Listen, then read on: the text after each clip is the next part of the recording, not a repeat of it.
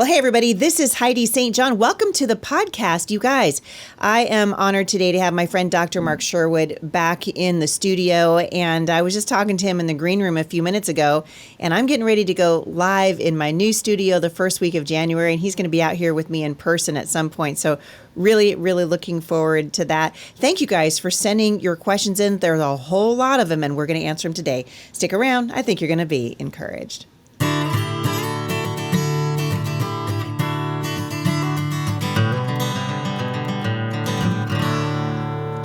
Well, Dr. Mark, oh my goodness. Happy after Thanksgiving. It's great to see you. Hey, great to see you too. Happy post-Thanksgiving, pre-Christmas, pre-New Year's. We got a lot to be excited about, don't we? We do. We've got a lot going on. And I keep trying to tell myself, just pace yourself. I don't think I told you, my friend, but I am dancing in the Nutcracker this weekend with Sailor. You didn't tell me that. You told me about Sailor, but you left out that key, very important detail. So yeah. I don't know. Yeah. I'm saying it live right now for everybody. I want pictures and video. Well, it's just a cameo. I mean, there's a scene that there's like a living room scene, and they asked Jay and I don't dance. I really don't. I'm not a dancer. I was a cheerleader in high school. That's about as far as I got. Anyway, we did it to spend time with Sailor, and so that's happening this weekend. So tomorrow, Friday night, actually, tonight it airs. So opening night. Gosh. So there you go. How exciting! I'll send you pictures. Please do. I can't wait. That's cool. All right. We were going to start with an anonymous listener from New Mexico. And she says, Dr. Mark, my 10-year-old daughter was recently diagnosed with benign Rolandic epilepsy. She has had 6 seizures in the last 9 months. All of them were at night, right after she went to sleep. The neurologist wants to start her on Keppra, but we would prefer to try supplements and diet first. What do you recommend? Do you recommend the keto diet or other supplements for seizures in children? Well, there's a good book out there that I want you to get. It is called the Ketogenic Bible.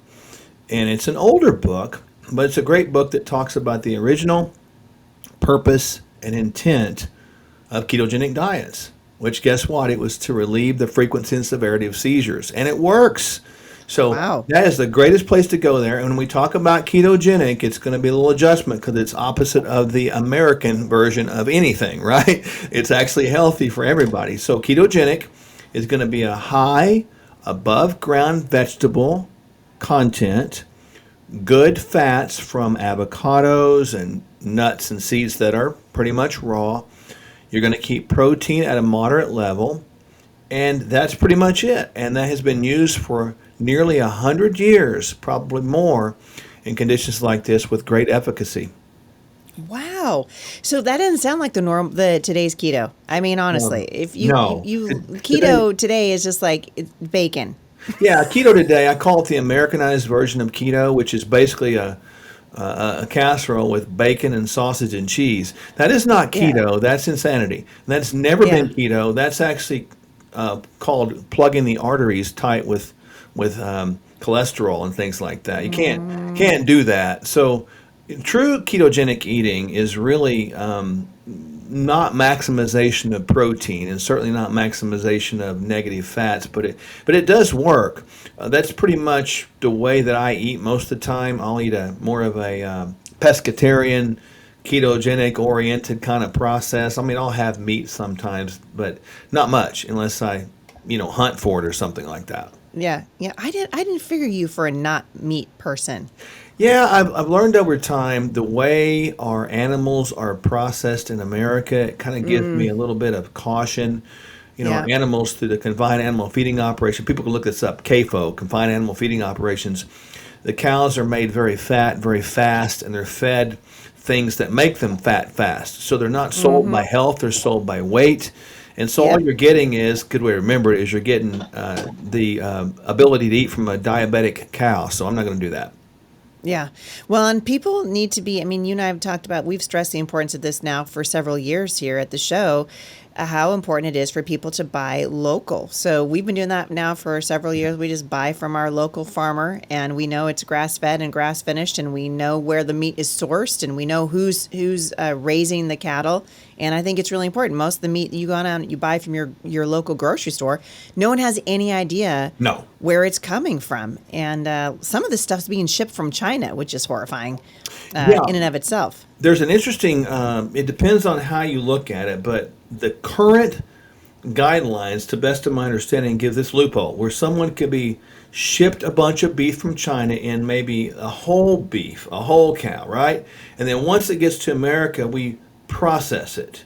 So then you can put USDA processed, even though it Right. was sourced outside of the country. So if it's cut up here, they could say it's processed here, and that's a deceptive thing. So I too, like you, if I know what I eats, I'll eat it. You know, if I Yeah. don't know what I eat, Yeah. I'm not eating it. Yeah, right. So important. And I'm actually pretty excited about the potential of a new director for the FDA as Yes. well. Kind of keeping an eye on that. That seems like a good pick from President Trump. What do you think? I think it is, and I think we've got a good conversation going on right now. And if we can just get some regulations altered a bit to give Yeah. us more rewards, if you will, from local farmers. In other words, if Yes, we come could on. somehow help Yeah. farmers markets developed all over the country, to me, Yeah. that's a win economically and also in our health aspects. Yeah, I agree. And look what happened in Pennsylvania when the Amish came out. I mean, it Oh, was the federal government that went after them for raw milk. They're putting all these food colorings and all this garbage in our food. But you know what we're going to do? We're going to come after the Amish. We're going after those guys because they've got high rates of autism. They've got all kinds yeah. of endemic disease. And no, they don't. It's Mm. crazy what's been happening in our government. I'm here for this, man. I'm here for it. Let's turn the ship around. Karen from Kansas City says, Dr. Mark, I've been taking magnesium to help with staying asleep at night. I can't take liquid form because I can't, or I take liquid form, sorry, because I can't swallow capsules. I just noticed that the supplement includes 25 milligrams of B6, which is 1,471% of the daily value. Why would they put so much B6 in it, and is it harmful to take that much? I can't seem to find a liquid without the B6. All right, so Karen, a couple things. First of all, the RDA, which we think stands for recommended daily allowance, let me just redefine that. Ridiculous daily allowance. That's what that is. So it's based upon old data that indicates you need a certain amount of B6 to prevent like outbreak of disease. Okay, so it's not optimization, it's old data. It's like, making sure you have enough vitamin C to prevent scurvy. That doesn't mean it's enough vitamin C, right? So, Karen, the upper limit of B6 is probably 100 milligrams. So you're not going to have trouble with 25. If you're doing that magnesium now, that's going to help you a lot. B6 is also very important for your neurotransmitters, which are needing to be developed to help you relax. One neurotransmitter is called serotonin, so that's why it's in there. The magnesium helps you relax. The serotonin production will help you relax. So that's a good mix. Keep at it. I love that. Dr. Mark, we suspect we have an embedded UTI.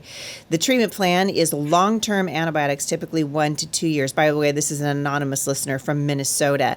She says Hiprex is also offered. I take D-mannose every day in high doses. What else can I do for the burning symptoms? I'm desperate to avoid long-term antibiotics, but this is ruling my life and demolishing our marriage intimacy. I can only imagine that that's true. Yeah, this got to be tough. So anonymous in Yeah, Minnesota. I wanted to say it like that just because it sounded cool, right? it does. So here's the thing. The high dose mannose is excellent. That's a great choice. But I want you to grab something called UTI intensive chewables. UTI intensive chewables. You can get those right off of our website. Those formula work. I've seen that many, many times. And I also want you to not just take those in a reactive manner, but take them in a proactive manner if you feel anything going on, because you have a tendency, obviously, to get these things. And the more you get them and the more you deal with them, the more you'll get them and have to deal with them. So additionally, make sure your hydration is up to par, all the time. And I've said this many times before, don't be afraid to use your trusty one of these, a hydrogen bottle, Yep. to Yep. make sure that you keep good hydration. And if you do those couple of things, we've been very successful at seeing the chronic UTI appearance go down. Yeah, that really is. I mean, boy, any woman who's ever suffered with UTIs, that is no good. So appreciate that question from Minnesota. Another anonymous listener says, Dr. Mark, my husband takes blood pressure medicine for hypertension. He's always had high blood pressure ranging from 135 to 150 despite being pretty physically active. High blood pressure runs in his family. I'm wondering what supplement you might recommend for him to help his heart health. He's on a low dose blood pressure medication and he's in his 30s, so really young. Yeah, so there is some tendencies genetically to have stiff vessels. If you're wondering what genetic sort of enzyme that really creates that, it's called endothelial nitric oxide synthase. You can just call that ENOS for short, but sometimes that enzyme, genetically speaking, does not produce nitric oxide very well, which causes vasodilation or vasorelaxation, which would lower blood pressure. So that's probably why that is. So with your husband, you want to go in and clean up the diet, because the poor diets will stiffen vegetables anyway. But you also want to add something called NO2, the number 2U, NO2U. I've actually got them right here on my desk because I use it too. So there it is right there, NO2U. And these are not on our website. You'll have to reach out to us via email through the website and say you heard about us right here on Honey St. John and I want NO2U. The dose on that is going to be 1 twice a day. And these things are little bitty wafers. And there you just kind of put them, they look just like this right here, little simple wafers. Put them in your mouth just like this. And they create nitric oxide gas inside of your GI tract. So these are just sodium nitrite. Additionally, you want to do something called BioCardio Cert, SIRT BP, BioCardio Cert BP. It is a little berry flavored powder, 1 scoop a day. That should work well. So these two therapies work awesome. And when your blood pressure starts normalizing, the blood pressure medication is going to push it too low. And then what do you got to do? You have to withdraw slowly your blood pressure medication and let your doctor know. Don't be rude. Keep them in the loop. Tell them what you're doing, and you'll make them happy by seeing yourself get off that unnecessary medication. I love that. Anonymous listener in Kentucky has a question for you. She's a young woman with vaginismus and pelvic floor problems. How important is it for her to have a pap smear every 3 to 5 years? I have pursued pelvic floor therapy and I've seen some good results. Are there any other therapies or help with this condition? Well, the pelvic floor therapy is great. I don't know the age, because that would matter too, because sometimes the area down there gets weak as we age, depending on the number of kids too. That always is a factor. It's as well. interesting because she doesn't say. She says she's young, so I'm assuming 20s or 30s. But I don't hear that she's got children, so that's interesting. Yeah. Anonymous, that would have been helpful. Anonymous in Kentucky, tell us how old you are, please, or how young you are. Let me rephrase that question. But yes, you're doing a good job with that, and I think the biggest thing there is when you look at the whole idea of vaginosis and pelvic floor issues, those therapies you're doing, I think, are right. Don't give up on them so easy. Many times we get going on something, we think if it's not working like in a month, it's not working. But stay with that over time, and that's where we send ladies to do, right there, exactly. Yeah, and truly those exercises and physical therapy, even take it from a woman who had 7 babies, that's a really important thing to do, those pelvic floor exercises. And don't be afraid. If there's women listening to this right now and they're struggling with that, don't be afraid to go and seek help on that, because there really are great exercises for it. For goodness sake, you can get on YouTube and look up pelvic floor exercises, and it's not going to cost you a dime. So I just think, boy, it's so important that you take care of yourself. Boy, that's a big one. All of these anonymous questions today. I'm going to skip down to Jessie from Indiana. She's 42. Jessie, thanks for writing in. She's 42 and she's beginning to experience perimenopause symptoms. She's not sleeping well, brain fog, low sex drive, change in her skin, low energy, weight gain. Oh, girl, moment of silence for Jessie. Boy, I feel you on that. She says, I'm just not my normal self anymore. I've seen the estrogen cream and is all the rave. What are your thoughts, and what more can I do other than exercise to help with this new phase of life? Well, Jesse, I appreciate your question. But we do. This is a difficult time in life. I'm not a lady, but we worked with a lot of them, and when you get to perimenopause, you sometimes think you're going crazy, I'm told. I feel like people don't talk about it enough. I think, people talk about menopause, but they don't often talk about perimenopause. And in some ways, I feel like that's harder because it can hit you when you're still got young ones, little kids that you're trying to, raise. And it can be frustrating. That's for sure. Data indicates that perimenopause can begin as soon as 15 years prior to menopause. So Wow. if you have an average menopause age today of 51, it would be 36 years of age. So at that time, you start to see this fickleness in the production of the balancing act of these three hormones we're talking about, progesterone, estradiol, and testosterone. You start to see, first of all, you produce a lot of estradiol, and you pretty much do that up until the latter stages of perimenopause, but you start dropping off the cliff with progesterone early on, and that can affect your sleep.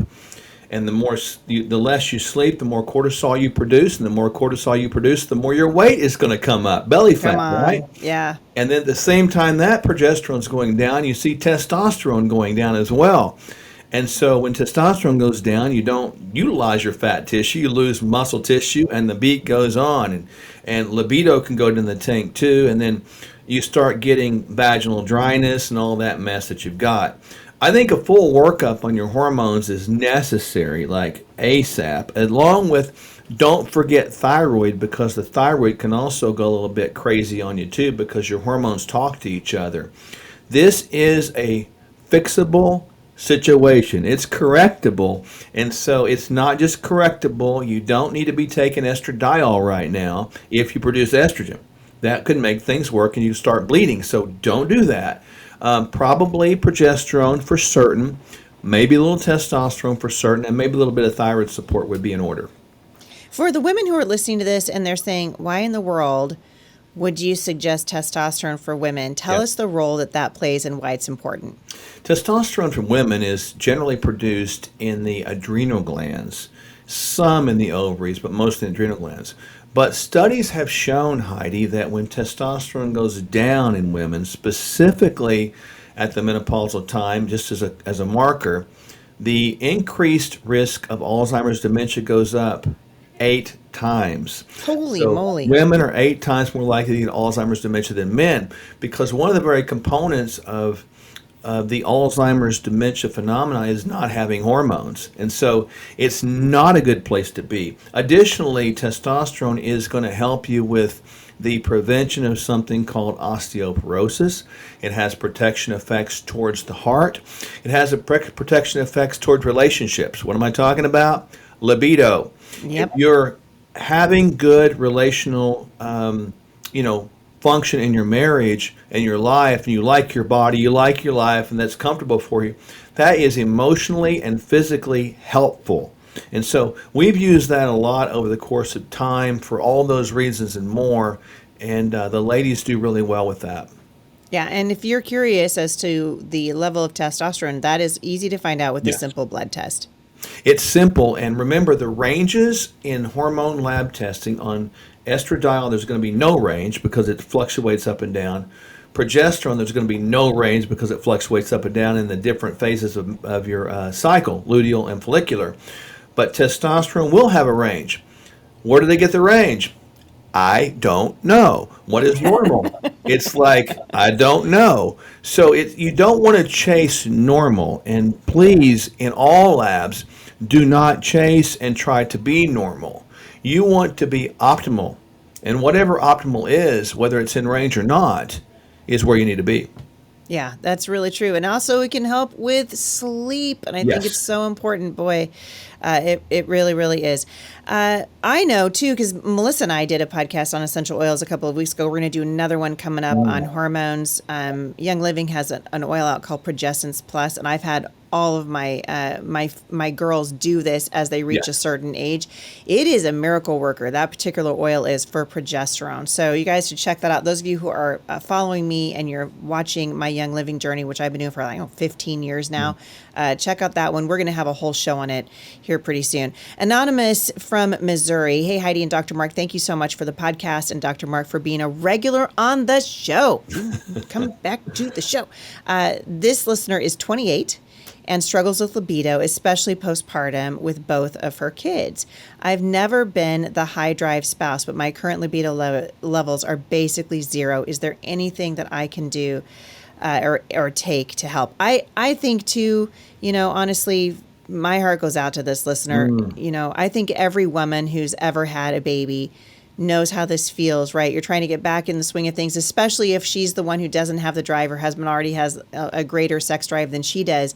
Then the feelings of guilt set in. Then it becomes a chore, and we don't want that. She's looking for some freedom from that. So I really appreciate the transparency and the realness of this question. And I bet you anything there's more than just this anonymous listener from Missouri who's struggling with this.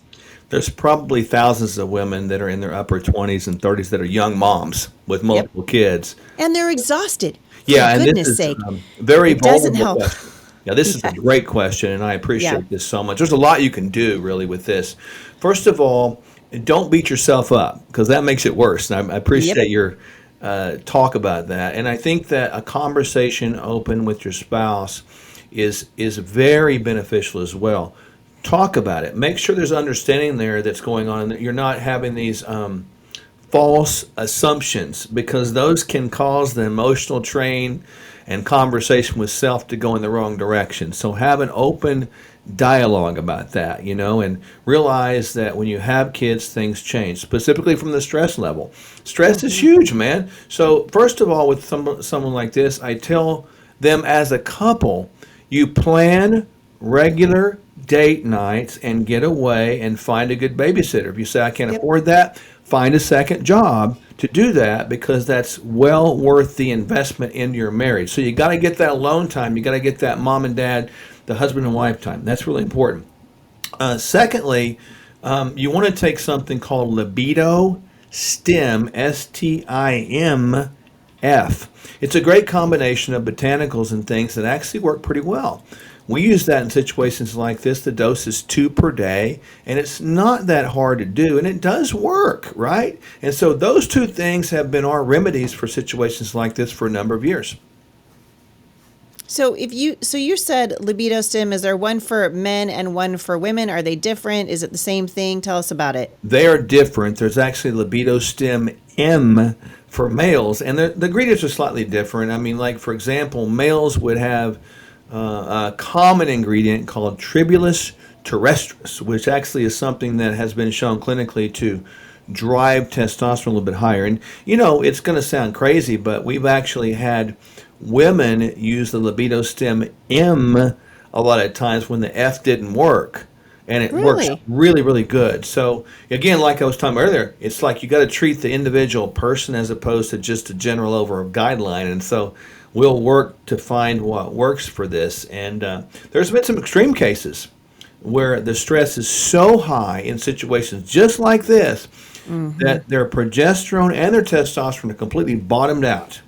So we've used progesterone to the tune of maybe 50 milligrams to get them to rest a little bit deeper. And we've used a couple milligrams of testosterone sometimes in situations like this, if they're not breastfeeding and if they're not pregnant, of course. And we can use that in those situations, even if they are still having babies. As soon as you get pregnant, just stop, So we've had good success with that as well. Yeah, so important. And I love that you guys are writing in and asking these questions because your marriage is worth fighting for, and sexual intimacy in marriage is so important. I mean, we cannot stress it enough. Stacy from Georgia says she's 52 and she had a hysterectomy 4 years ago. She still has her ovaries though.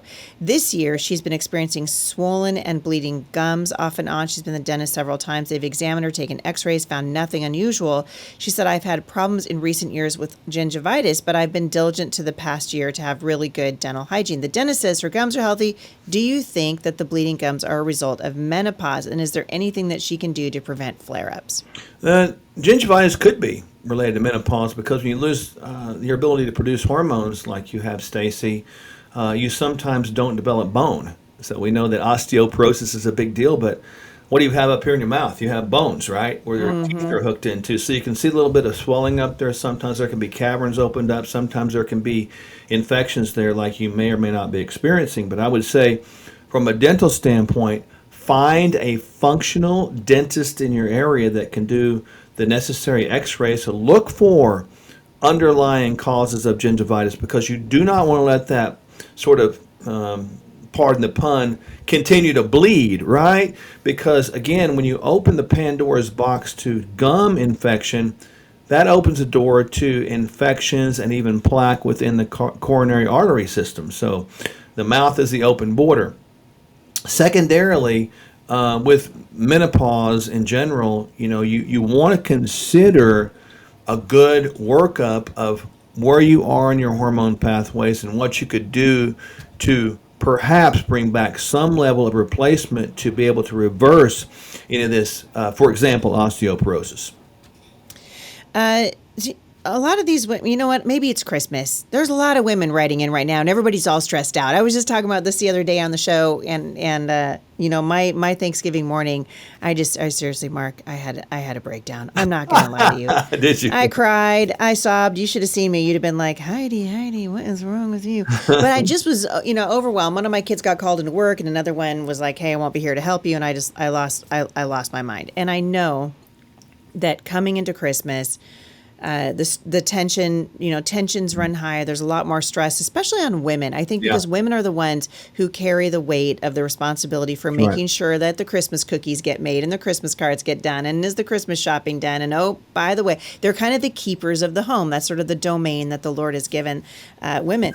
But I'm hearing from a lot of moms who are just stressed out, and they're not getting enough sleep. And this mom wrote in to say that she, and you haven't seen this one, Mark, so I'm springing it on you. She is a mother of 3 homeschooled littles, and she literally said in all capitals, Dr. Mark, exclamation point, exclamation point. This woman wants your help. She is the mother of 3 homeschooled littles, 8, 5, and 17 months, and she works full time. She just turned 37. And she's got elevated blood pressure since her first gyno appointment at the age of 19. I was told that it was white coat hypertension at that point. More recently, after being induced with borderline preeclampsia in my last pregnancy, my daughter wants to talk about high blood pressure medications. Are there any natural alternatives to these medicines?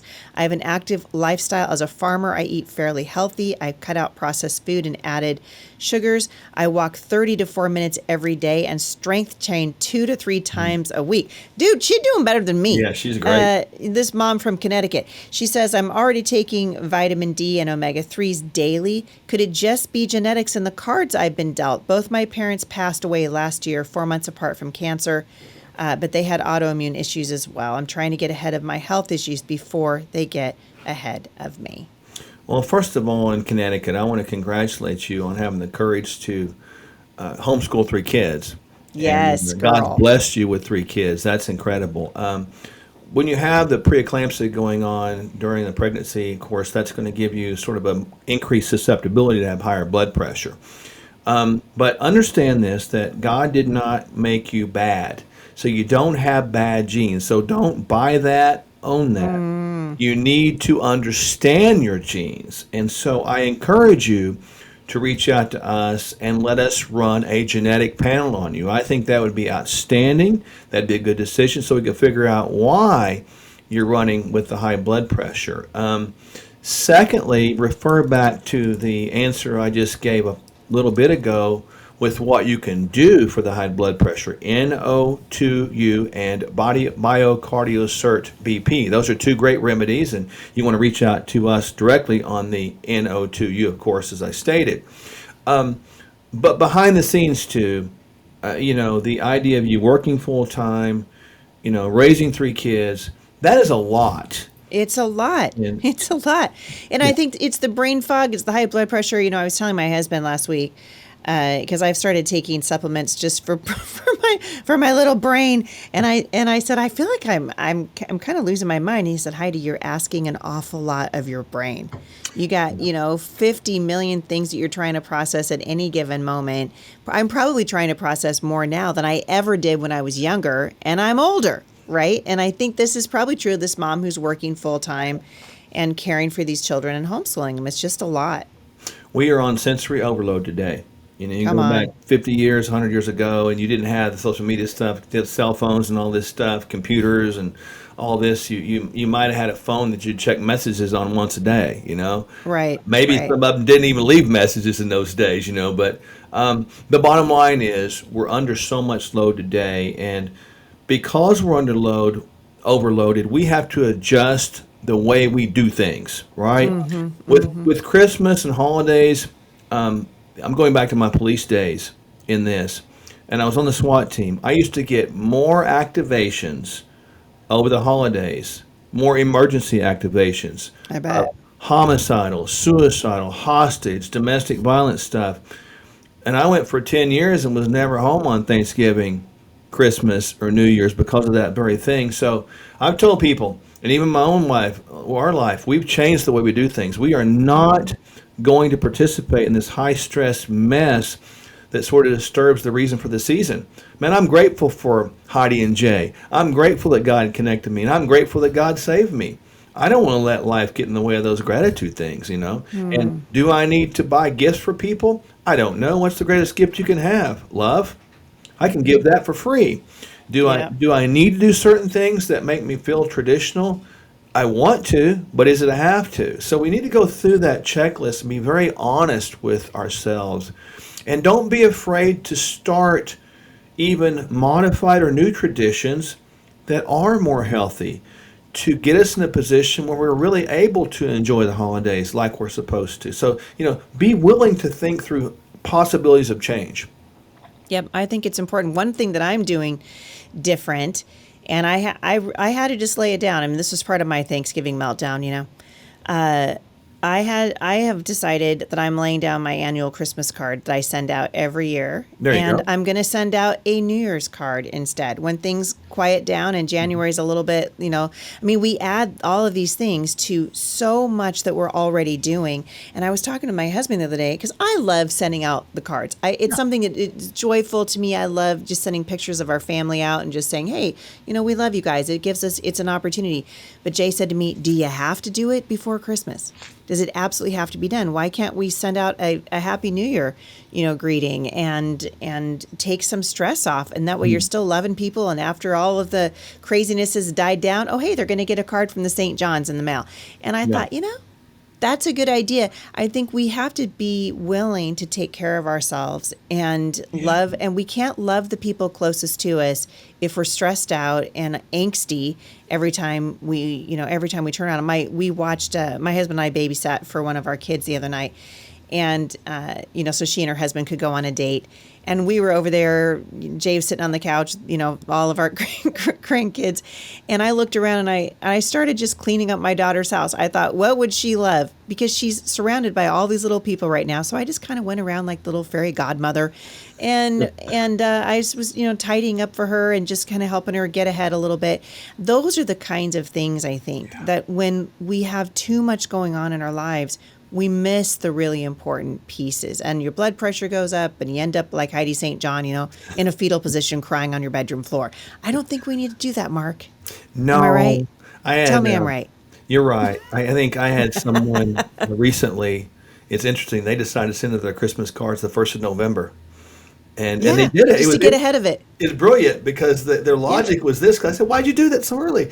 And they said, "Well, people are going to throw them away anyway, but they don't throw them away as quick that way. They display them for over a month." And I thought, well, that's pretty smart. But to your point about holiday seasons, and this is just a biblical principle that we need to understand. In Matthew 22:39, we're told to love your neighbor. There's a comma there, as yourself. Meaning, and translated, you can't really love somebody to the fullest until you've learned to love yourself, and you can't love yourself to the fullest until you learn to accept God's love for you. So it's loving God upward, inward, and then loving people outward. If we get it outward too first, that circumvents the system, and it's the wrong order. Priorities become distorted, and we suffer emotionally, physically, and spiritually for it. Even though our motives might be in the great place, we just don't. It's Yeah. not the right order of things, and God is about order: upward, inward, outward. Yeah, so good. It's really good. And he's a God of abundance. And I think it's Yes. important as we are really, in the throes of the holiday season. And it is such a beautiful thing. And I'm not down on traditions and all that No. stuff. I love all those things. But I do think that as women especially, we tend to take on a lot. And when you take on too much, you lose your joy. And we want to be able to enjoy the things that God's given us. I got one more question for you, Andrea in Wenatchee. Wenatchee, by the way, Mark, is in eastern Washington. So Let's say it's this got a beautiful nice American this Indian name. beautiful lady is living in a very, very beautiful part of the country. She says, "My question is for Dr. Mark. How concerned should we actually be when we find mold in our home? We live in a rental, and it doesn't look like having the mold infestation is going to be taken care of professionally. I have asthma as well as one of my children. I started taking SSRIs from a pretty significant rise in anxiety and depression 3 months after moving in. Some people say I should move, trash all of our belongings, and detox. Other people say slap a little Clorox on it, give it a scrub, forget about it.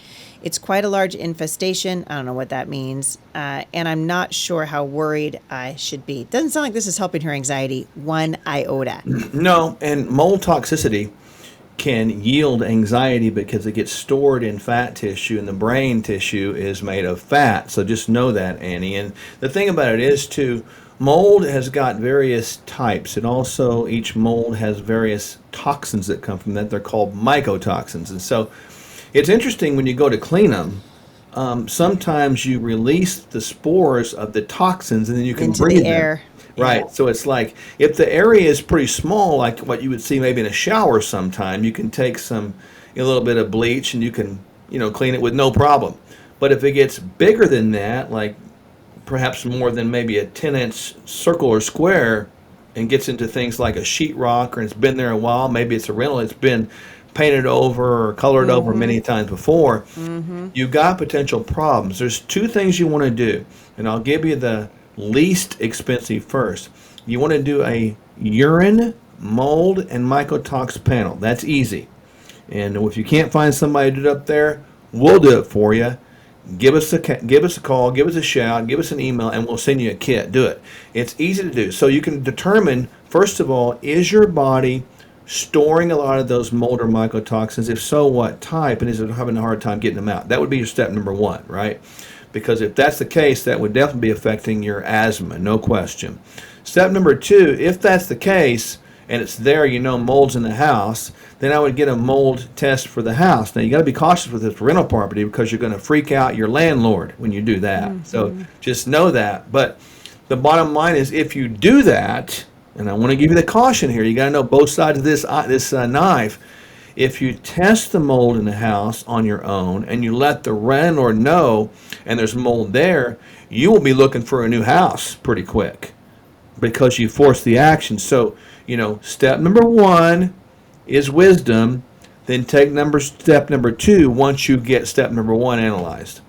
Tell me if that this is true. And I've heard this, and I don't know. I'm not a doctor. I'm just playing one on my podcast. But I have heard that that we all are living with a certain amount of mold in our homes. Like there is mold up in the attic in your home, probably, right? There's probably mold in your shower in some way. And I wonder if at some point we're maybe overreacting. Is it possible, Mark, that maybe sometimes we could overreact to this stuff and we end up being worried about every little thing, and then that also increases anxiety when we don't necessarily need to be all freaked out? Because I wonder, like some of these companies coming in, and I guess part of me is like, they're making money on this, right?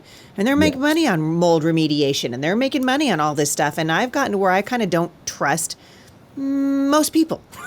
Well, you shouldn't. So I just want to know, is there a point in which you go, you know what, a certain amount of mold is, and obviously I'm not saying let's live in a mold infested home. I'm just wondering, is it normal to have a certain level of mold in your home?